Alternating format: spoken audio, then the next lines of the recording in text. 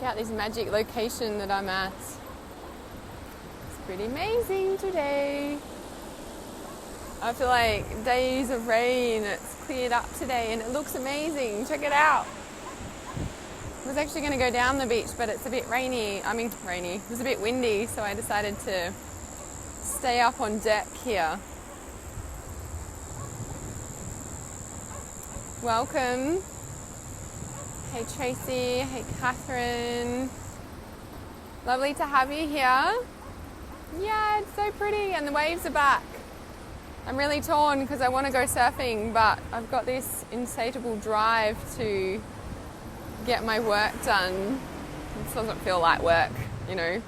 When you can put off surfing because you want to get your work done, you know you're onto something good then. You know you're in your flow and in your life purpose when you actually choose to work over when the waves are back, and there hasn't been waves for ages. I might go out later, but there's important things that my heart wants to do. Hey Tracy. So I wanted to speak today. First of all, I wanted to say that I know there's I hope it's not too windy either on this microphone, but I wanted to first speak and say that, you know, I can see and feel, and I do see there's a lot of people going through a really hard time at the moment, and I just really want to acknowledge that. And just, you know, like my heart's going out to you and holding you in so much compassion and love. And, you know, Christmas can be a very tricky time of year for a lot of people. Talking about intuition, was just thinking about you. Nice one. Yeah, I'm definitely going to speak to that. Something important I really want to say about that. That I'm seeing a lot of people, you know, I'm saying the same thing all the time, like, right, cool, got to get this message out there. So yeah, I just wanted to say, you know, like those people who are going through a really, really hard time at the moment, like sending you so much love and compassion. You know, it's so close to Christmas and there's people losing people and relationship breakups, and, you know, coming up to Christmas can be, you know, twofold. Yeah, it's exciting as holidays and the festive season. And then on the other flip side of that is that, you know, if you don't have family around, or, you know, it can be quite lonely for a lot of people. And I know that because I've been there. And, you know, for those of you who are going through a really struggling, hard time, I also want to say that, you know, I'm holding you so much compassion because I too have been there. And I was even thinking about it this morning before I was on live stream. I was like, you know, I'm in so much joy at the moment, and it's just like, oh my God, like to feel this after so long of not being in joy, you know. And I'm getting on live stream and I'm in, you know, full flow, and I guess I want to, you know, show you that it is possible. And, you know, it's not all the time that I feel like this, but most of the time recently, it's like been all the time. So I just want you to know that, you know, if you're doing the inner work and, you know, you're going through bouts of down, you know, as well as, you know, the up, that it does get easier. It does, you know, happen, but you must be putting in the discipline, turning up every day, work for it to, you know, create its own rhythm and for it to become your new normal. If you're constantly, you know, beating yourself up because it's not working, well, then you are going 2 steps back. But when you feel like you're going 2 steps back and you're still doing the inner work, know that you are not actually going 2 steps back. You actually are moving forward. So the intuition part, I guess I just wanted to say that, you know, it's been on my mind. I'm seeing a lot of people in a lot of darkness, I guess, and a lot of hard times, but I just wanted to say that, you know, I see it and I'm holding in so much love and compassion, and it is possible to create a life of joy and still be compassionate for other people without taking their stuff on, you know, knowing that everybody's on their own journey. And, you know, when you can be in that heart space, you know that everybody has that heart space and their heart holds them in that space too, even if they're not conscious of it. So the thing about intuition that I wanted to speak about this morning, and if you guys have got any questions about it, please let me know, is the fact of the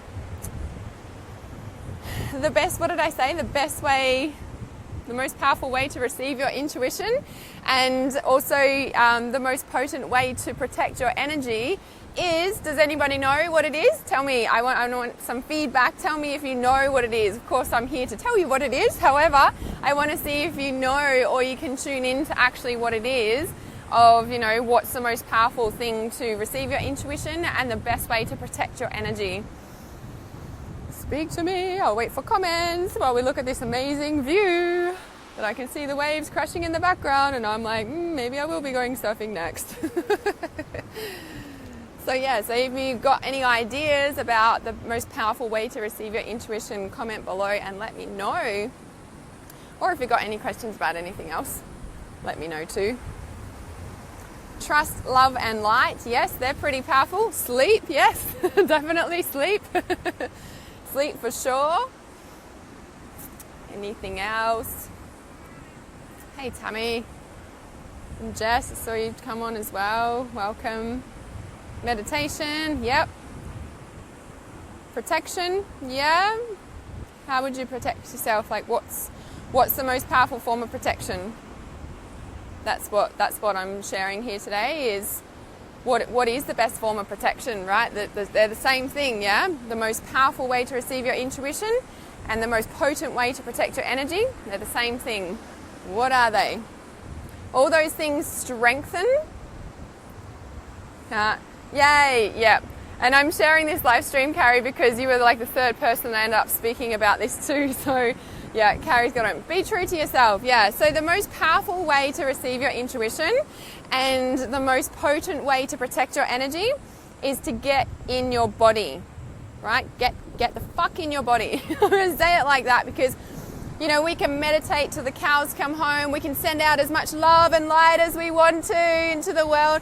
If we aren't in our body, right? If our soul is not housed in our body, then who is in there if we aren't, right? So we're going to take on other people's energy. We're going to, you know, feel called to help more people because we're not in our body. When we're grounded in our body through exercise, through, you know, anything that moves your body, yoga, exercise, so running, gym, walking in nature, any movement that gets you in your body is highly, highly beneficial. If you look at all the successful people in the world or read their books or anything like that, they will all say exercise every single day. It's like mandatory for them, you know, it has to happen.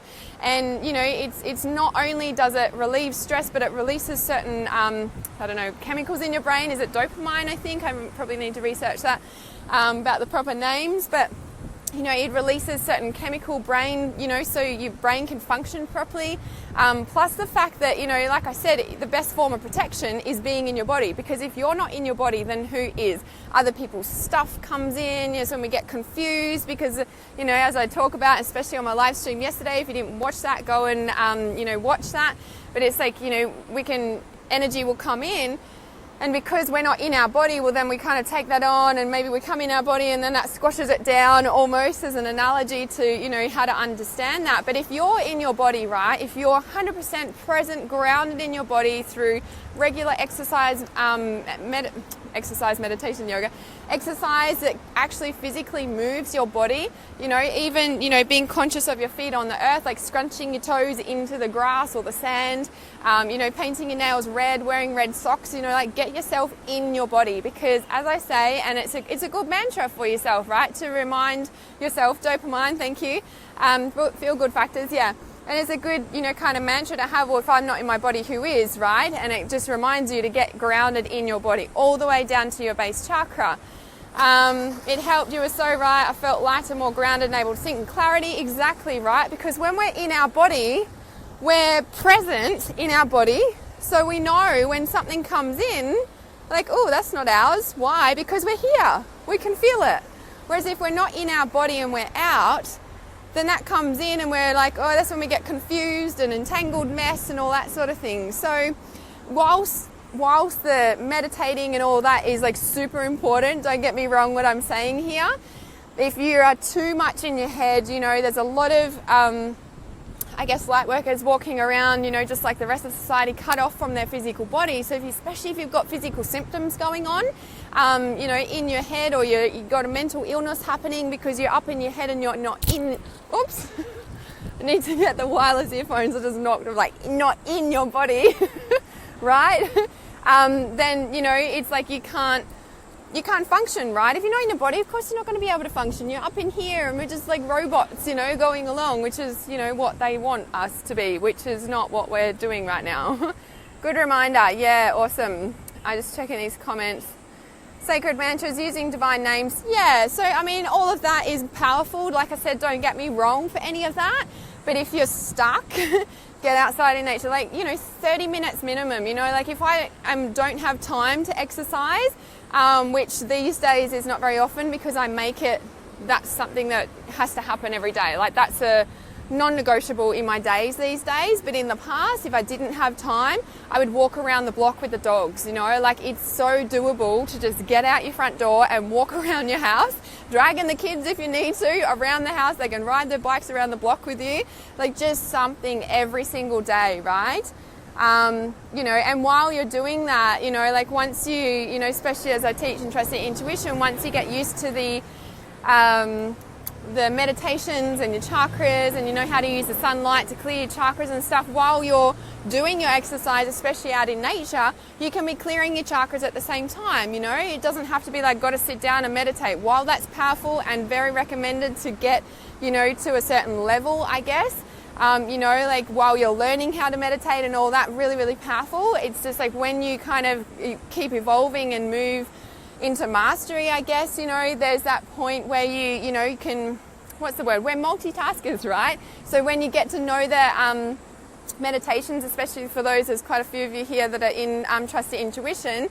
Hey, John, that, you are able to use them while you're doing your exercises, right? Really, really powerful, really powerful. Definitely not stuck. Yeah, awesome. That's good. Yeah, so, and the reason why it's the most powerful way to receive your intuition, right, let alone the best form of protection, is because when you are in your body, you're present.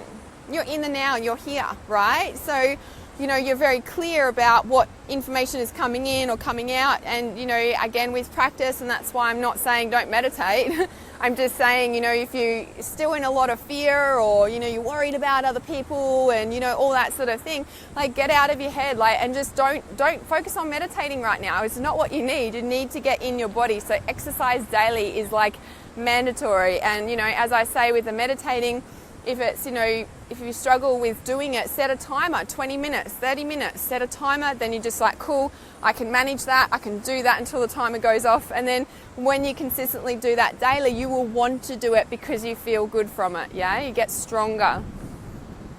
All right. So I hope that helps you guys today. I felt really cool to say that. And I'm glad it helped you carry on. I knew that's what you needed. I was like, meditating is not what you need right now. You need to move your body. You need to get in there.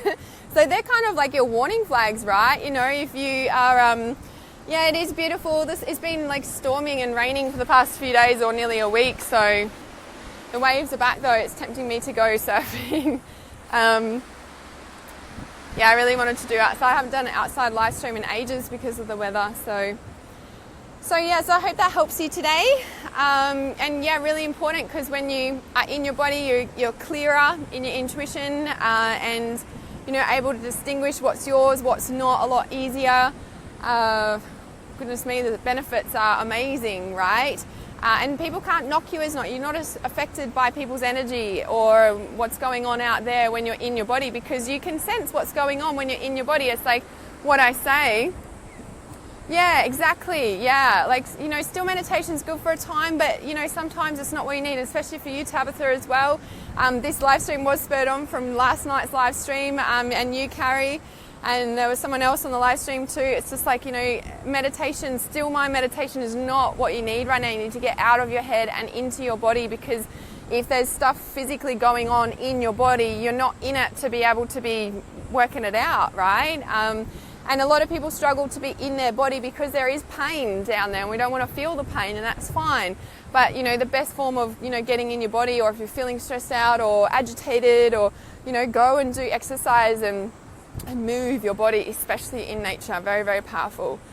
Marcus Rothkrantz talks about getting 30 minutes of sunshine on your skin every single day as well. That's got its own benefits as well as, exercise with its dopamine and all of that. I think sun's very something similar.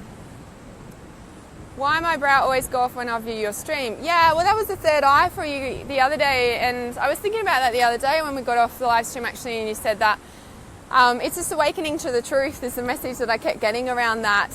Hey Tracy, so because the third eye is all about seeing the truth, whilst it is about being able to see the future and that sort of thing, at its core, and what I teach with the third eye is about seeing the truth in the past, in the present, in the future, all at the same time, right? Because we're getting the bird's eye view, like a big hawk, looking down, or a big eagle.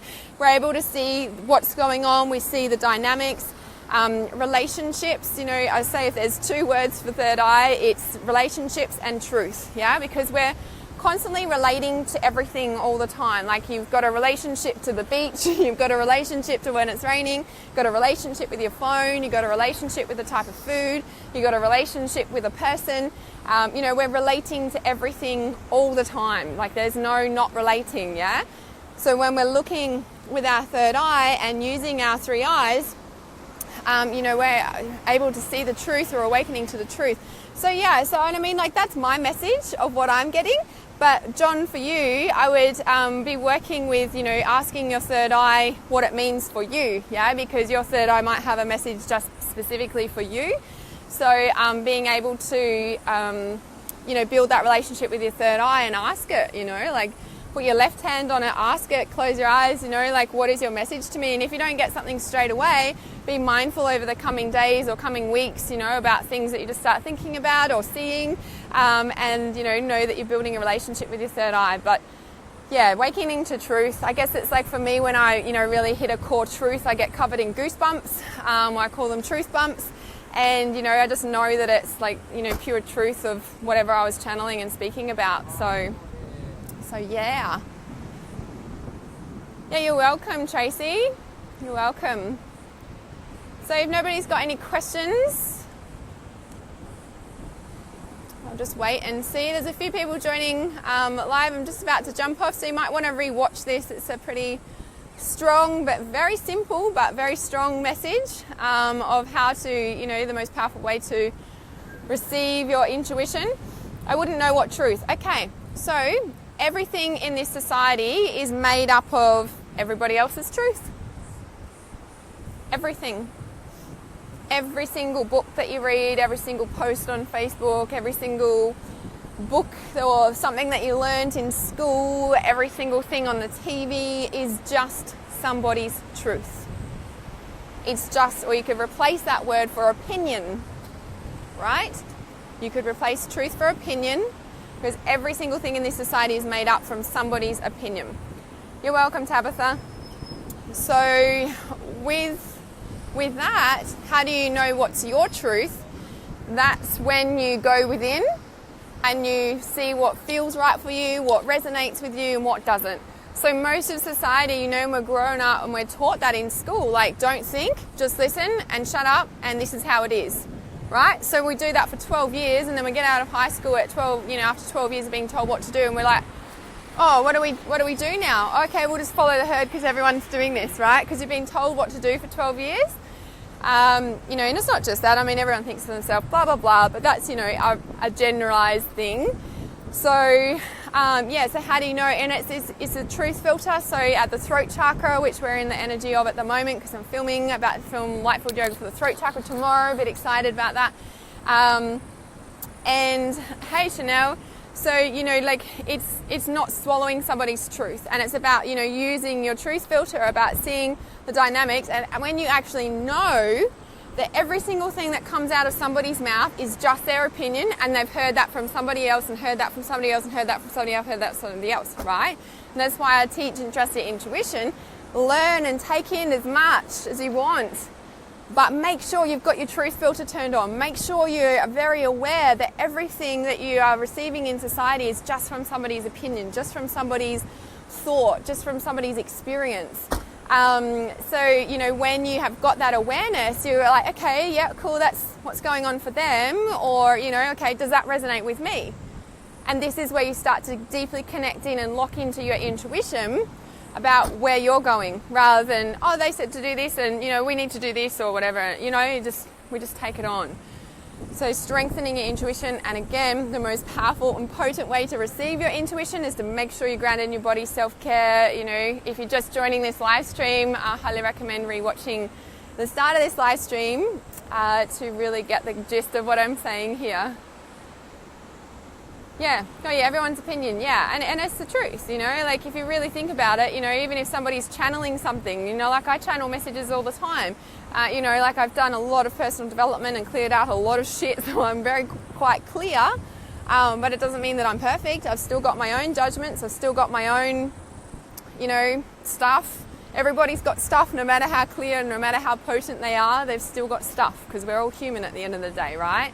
And that's why I even say on a lot of my trainings, you know, it's like, this is what I'm sharing from my knowledge and my intuition. Take what works for you, leave the rest, tune in if this is right for you or not, because it might not be, and that's okay. Diet is key too. Yeah, so definitely, you know, like when you start cleansing out and starting to become more awake, you become more clear about what you know, makes your body feel good and not, right? Because you start becoming more aware of everything. So again, like I said, the key about, you know, having the most powerful intuition and trusting yourself, and, you know, the most powerful form of protection, hey Cass, is being in your body. So as I said earlier, when you're completely in your body, then you can feel what's going on in your body and you're not shut off from it and you're not stuck up here, right? Because when we're stuck, you know, cut off and we're stuck in our head, like there's a lot of mental illness on the planet, and, you know, there's all that crazy stuff going on because everyone's here and they're disconnected from their body. So when you're in your body, you become more sensitive to, you know, well, that actually makes it doesn't feel so good, right? So you kind of, hey, Alexandria. So yeah, and that's a process, John, you know, like a lot of people, you know, go through, you know, that in awakening and, you know, go through lots of extreme diets. Well, not everyone, but, you know, you do. But over time, you know, the more you work on your vibration and, you know, tuning in and actually listening to your body, over time, you'll start to realize, actually, that doesn't make me feel good afterwards. Like I started, like, strict raw food on my birthday in September, and I've been on and off raw food for the past 5 years.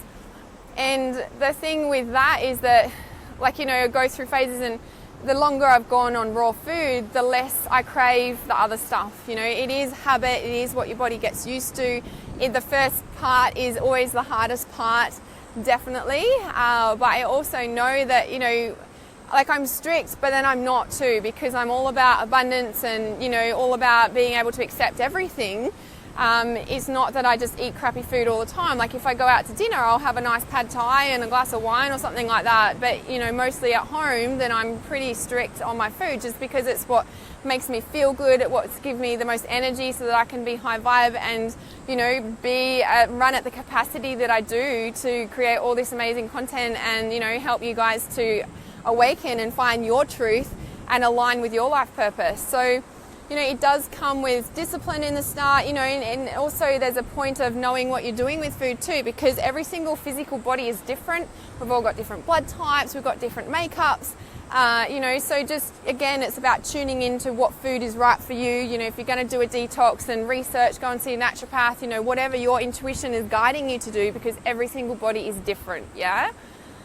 So yeah, so just, you know, and that's the thing too, like we can be eating crappy food, right? And this is the kind of mastery over your thoughts, over your feelings, this is coming into full soul mastery, is that the most potent power for food transformation is here at your mouth. Now, why do I say that? If you didn't watch my live stream, when I get home and on my computer, I'll share my live stream that it might be icky for a while, but then it gets better, right? That'll explain a lot in there. But what I'm saying is the most potent, powerful transformation of food, and anything for that matter of fact, is here. Why? Because how we're thinking about that food and how we're feeling about that food is what we're going to ingest, ultimately. If the truth is that nothing can affect us, right? If you think of the Buddha and he drinks the poison and doesn't affect him, when you get to that high level mastery vibration, that nothing can affect you, well, it means that, you know, if you believe that, then nothing is going to affect you, right? And that is where your potent power is, knowing that what you're thinking about that food is what you're going to feel about that food even before you put it in your body, yeah? So an example is, you know, like I said, I did this raw food, well, I'm still on it, but, you know, it's not, I've gone through the hardest part now, and now I actually want to eat raw food rather than still craving the other stuff, because the first part's always the hardest. It's December now. It was September I started that again. So, you know, it was probably maybe 6 or 8 weeks into it that a day I wanted Macca's, because I still give her what she wants. Personally, I don't like Macca's. That's a whole nother story of, you know, all of that. But anyway, we went through drive-through and I got a Macca's, and I felt like a cheeseburger, because for me, Macca's, like, I haven't eaten it for years, rarely. But if I, you know, when I was a kid and whatever, yeah, exactly. Your thoughts are the most potent power. And I felt like a cheeseburger, because that was something I had when a kid. So the other, little side note here is that when you're craving something, like for me, lamb reminds me of being with my nana, and, you know, there's an emotional attachment to food, especially when I've gone back to raw food. It's like noticing when I'm craving certain foods and I'm like, oh, like I want, but then I think about eating it and I'm like, oh, I don't actually want that. I'm like, where's that energy thread coming from? I'm like, oh, my nana, or, you know, so there's always that. So anyway, side note, I felt like a cheeseburger, and I was like, you know what, I'm just going to eat a cheeseburger, because then I'd be thinking about it and I'd want it, and, you know, and I was like, okay, I ordered a cheeseburger and I ate it, and then I felt really sick after it, right? And then I think it was twice in 1 week she wanted Macca's again, so I got a Macca's again, and then I was like, oh, I want a cheeseburger, but then I was like, oh, I feel sick after it, so I didn't eat it, right? And it was just like, you know, acknowledging that, and now I don't really feel like my mind, or, you know, that emotional attachment from being with my mum and my family in Perth, perhaps, you know, when I was a kid, makes me want that. But then if I think about how it feels in my body, key note, really important, golden key right here, you have to be in your body to be able to feel what it's gonna, you know, make you feel like, right? So yes, there's a potent power of, you know, like whatever you're eating is what you're going to transform. At the same time, if you're still, you know, like still, I guess, in kindergarten, early development, which a lot of us are, you know, like I'm not at Buddha mastery yet, you know, I'm still human too. Very, you know, I feel like I'm quite clear, and I do have a gift, and I'm starting to own that now. However, you know, I do, if I eat a Macca's burger, well, I'm going to feel sick, and I actually don't like, you know, I've been eating so healthy that, you know, I actually feel sick and doesn't give me energy that I need to get my work done, so I choose not to eat it. And everything ultimately at the end of the day comes down to a choice. So, you know, eat it. And if you haven't seen or heard of Dr. Emoto, so Dr. Masaru? Dr. Emoto, right? If you type him into Google, famous scientist who actually looked at the water and how it was transformed by our thinking under a microscope, and beautiful, you know, molecules, beautiful snowflake-type molecules, when they, you know, looked at it under the microscope, showed, you know, the power of our thoughts and our thinking. So, you know, there's like a scientific proof that what we are thinking about something is what, you know, we can affect things around us. Things can affect us if we let them too. So yeah, just trust, you know, if you're feeling called to do a detox, you know, make sure you've got the knowledge, the support, and the know-how, because if people around you are not into healthy lifestyle and all that sort of thing, they're going to say, oh, you need to stop this detox, this healthy food thing, it's not good for you, because on a detox you do get sick. You get, you know, your body is clearing out however many years of toxins from, you know, never doing a detox before, so it's not something to be taken lightly. I highly recommend them, but you really need to do your research and know what you're doing and have the proper support to be able to do such a thing. Because we're in pain. Carrie? So why do we avoid being in our body and our head dwell? Why do we gravitate towards what doesn't serve us? Because, and it's also what I said to you as well, you know, like if we've got pain from childhood, from past life, from whatever it is, we just don't want to feel that pain, right? Pain from a relationship breakup, pain from someone said that to me when I was 5 and I've carried it ever since, you know, like we stay out of our body because we just don't want to be in there. It's too painful. And that's why most of society doesn't, you know, want to do personal development work. That's fine, right? But, you know, if you do have physical symptoms going on in your physical body, you're probably not in there. And it's physical illness, you know, if we look at metaphysics, is our emotions trying to wake us up, trying to go, hey, are you going to take notice of me yet? Are you going to listen to me yet? Are we going to work on this yet? Because our purpose in life and the reason we are here on earth, I believe, that only dawned on me, I think it was yesterday or the day before when I was doing the dishes, as I always get lots of information when I'm doing the dishes, is to return to love.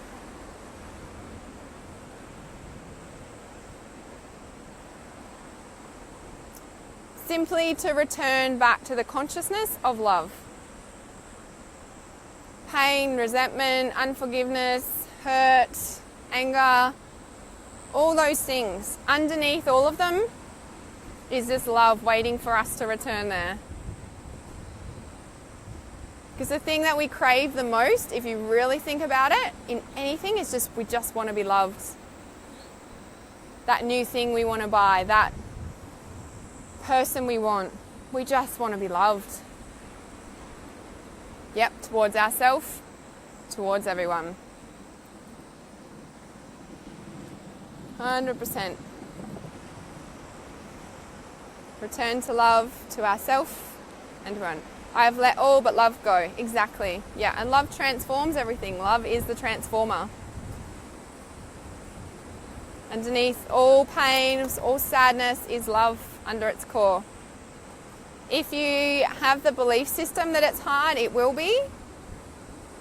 And that's why in my courses I provide tools that help you, personal development tools to be able to return to love. It's not easy at times. Fuck no, it's not easy.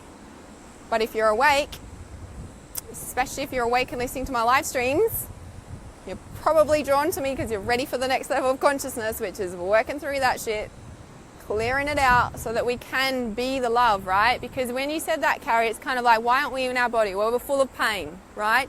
If you watched yesterday's live stream, if you weren't on my live stream yesterday, highly recommend watching my live stream yesterday because it's going to explain a lot as well. I spoke a lot about this sort of stuff in a different way. Same but different. So if we're not in our body because there's so much pain here, right? And what did we just say there? Okay, so that's so hard. So I just lost my train of thought. But if we've got all that pain in our body, the reason we don't want to go there is because it's painful, but we don't want to, there's only love underneath that, then we're not in our body and we're trying to feel these things because we don't want to feel that pain. So it's like a cover-up, right? And that's where the sacral chakra comes in at the belly, which is the nourishment, right? Which is the sacral chakra, which is, being able to feel yourself healthfully and nourish you to your core, which enables you to feel safe enough to be able to go into the pain, because a lot of people don't feel safe, yeah? I've lost my train of thought, but it might come back to me there. So that's so hard. So what about the people who are mean to us? So yeah, that's a self-love and a self-worth thing to stay around them or not. And there is a period of time when you've woken up and, going through all this stuff that you might need to distance yourself from people for a reason, a season, a lifetime, and whatever the situation and where you're feeling called to is completely obviously on your terms about that. So send love and light. I love other people, but I want to love me again. Yeah, on my way back home I kept hearing this small voice, you're worthy, Carrie, which is often so hard for me to hold. Yeah. You miss one? Yeah, maybe yesterday. I can't remember what I called it off the top of my head. It's on my page. If you just scroll down, it'll be there from yesterday or last night. It's a fairly long one, but really full of good information. I was saying something and I've lost it. So yeah, what about the people that are mean to us? So, being earth angels, being awake people, it's that sense of, again, wanting to help everybody except ourselves. So, and this comes back to what I was saying at the start of the live stream, that the most powerful way to protect yourself and your energy is to be in your body, because otherwise we are trying to help everybody because we just simply don't want to face our own pain. Now, being in and around people who are mean to us is just a pattern that, is not honouring who we are as a person and, tolerating that. And that stems from, could be many things, but mostly, from childhood and the main caregivers that were around us. And it's nothing bad on them, it's just how they were probably raised. and didn't know how to love us, just like they probably don't know how to love themselves. And we don't know how to love ourselves at the start because we were never shown how to do that properly either, right? So no, not easy, got that right. I may not have been in my body for a few months ago, but actually could say I loved my body, now finding it hard to even love my body. Yeah, so that's a process, right? So the message I just got then, Tabitha, for you is like, every single thing we have a relationship, right? Yeah, we've got a relationship with everything. We've got a relationship with your body. Every relationship has stages, yeah? Stages of a relationship. We love it, and then we hate it, and then we love it, and we come to more peace with it, yeah? In a relationship, we love them, and then we go through like bashing up against all these things, and we either make it or we break it, right? And then we come in and it's like we accept it or we don't, and then we either move on or we continue on and we come to peace with it. Same goes with everything, right? Every single thing, even your spiritual journey. Be like, oh, I love this, is amazing, and then this is so shit, and it's amazing again, right? We've got a relationship with everything. There was something else I was going to say there and it dropped out, so maybe I'll be writing a blog or something later on it. But if you just joined this live stream, you might want to jump on and rewatch the start of it. But yeah, John, it sounds like there's some, sounds like you're stepping into the next vibration. Yeah, okay, so that's what I was saying there, yeah. So return to love towards everyone. So if we look at, everyone's a reflection of us, right? So if you're around fairly negative people, that's a reflection of how you're feeling about your internal self. Because when you start shifting your vibration and start shifting to, more love within yourself, well, then you attract more loving people and you attract more loving situations, because whatever you're vibrating at in here, so like I said, remember, most people are cut off from here and we're doing all the positive thinking, but this is the 90% iceberg underneath the water that we're not paying attention to and wondering why the secret doesn't work. It's like, this is where we need to get in our body to be able to be clear what's our stuff, what's not our stuff, and then we can start working through and bringing more light in, right? Because if we're around fairly negative situations and nothing seems to be going right in your life, obviously there's not much love and light in there, right? So if your soul at its core is love and light and you're not in your body and you're in your head, or outside of your head and not in your body, if you can imagine bringing your soul down into your body and making that your highest priority, it doesn't matter about meditating. If you're not in your body, there's no point, right? You're just going to go more crazy. That's why a lot of people in the spiritual world are seen to be crazy, because we're up here and we're like got this amazing, brilliant mind that is highly tapped in and, so amazingly brilliant. But if we're not in our body, then it's hard to translate that into a way that modern day society, that we can function in modern day society and also bring our gifts to the world. Again, why I'm so passionate about teaching the chakras coming down rather than going up, because spirit's not up there, spirit's here, spirit's everywhere. We don't need to go anywhere to get messages. We don't need to go anywhere to visit other realms. We can do that by staying in our body if we've got the right tools to awaken our consciousness and be able to be that.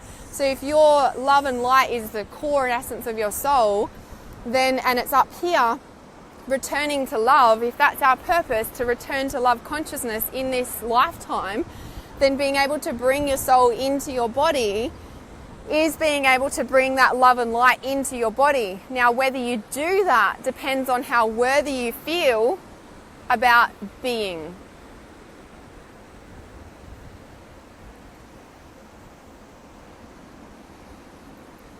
How worthy do you feel just being? Simply being. Not even doing anything. Being.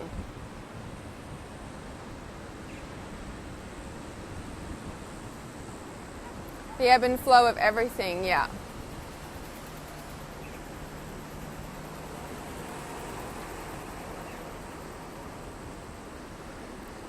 Deja vu. Speak what you want into existence. Love yourself more, John. Yeah, I'll speak to that, John. Hey, Lucy. Hell yeah, chakras crown down to base. Yeah. huge while, as exactly on this live stream, just explain the whole reason why, like everything's got its purpose. It's like the live stream I'll share on here when I get home, it's icky for a while and then it comes good. Because it's that, the medical system, everything has a purpose on this planet right now. It's not that one thing's better than the other, or it's, you've got to do it this way because that way's wrong. Like, it's not about that. It's just that we're evolving as humanity, like in 2012 was the big start of the shift in consciousness. Now we're starting to wake up more and more. More people are waking up.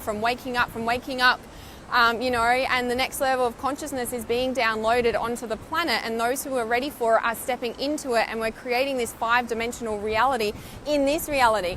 But it's important to do it in your body so you can function and then transform the vibration of the world, because if you're trying to change the vibration of the world and help the planet, if you're not physically in your body, then you don't have the power to do it, right? Your physical power is not there, right? But if we are in our body, then we're connected to the earth, then we can shift the earth because we're connected to it. Does that make sense? Because that's why we've got a physical body here. That's why we can't fly. That's why do you know what I mean? Like, we're part of the earth, so we can transform it. But we have to be in our body to do that. Our light, love, soul needs to be in our body to do that.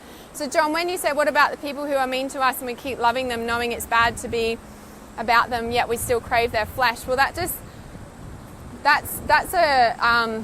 again a non-worthiness. Exactly the same message I got before for you, is a worthiness around how you feel about loving yourself. Because if you don't feel worthy of loving yourself, which again, like I said, is the childhood stuff, and the people around us the people around us just didn't know how to do that. It's not their fault, but we weren't shown how to do that. So we were raised, not knowing how to do it. So we're learning that, right? It's like when we finish high school in year 12, we're coming back into kindergarten because we're like, well, what now?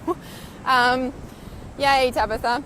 So, so that, and like I said to you, John, before, it just sounds like you're ready for the next level of consciousness and step into that with the questions you're asking. But yeah, that's just it is self-worth at its core, and that's, what is it, the FOMO, the fear of missing out. If I leave them, I won't get any better, so I better stay with them. It's big. But calling in your soulmate is reopening next Tuesday on the 11th. So the early bird for that will close at the end of January, so there's a bit of time there. But we will be doing a proper calling in your soulmate specific ceremony on Valentine's Day. So it's going to be pretty special the next couple of months coming up. So with the calling in your soulmate, it is that. We do that specific ritual to call in your soulmate. But when you actually think about it, the calling in your soulmate, thanks Lara, and to you. Yeah, fear of missing out, it's huge.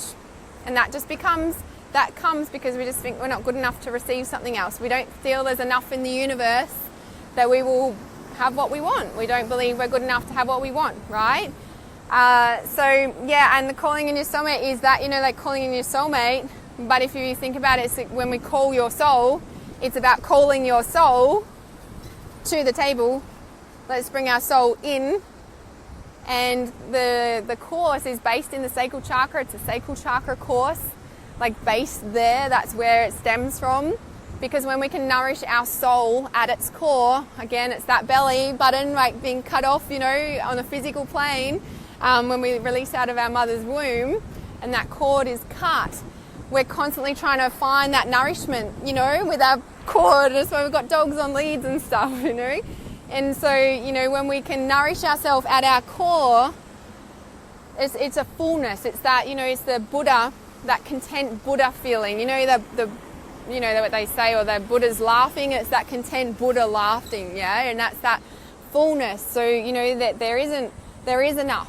It's that sense of, it's hard to describe that feeling, but if there was a word for it, it would be contentment and pure peace. That we are connected to everything, and everything is connected to us. That like humans have been cut and jolted into physical reality, and our souls have to come in, right?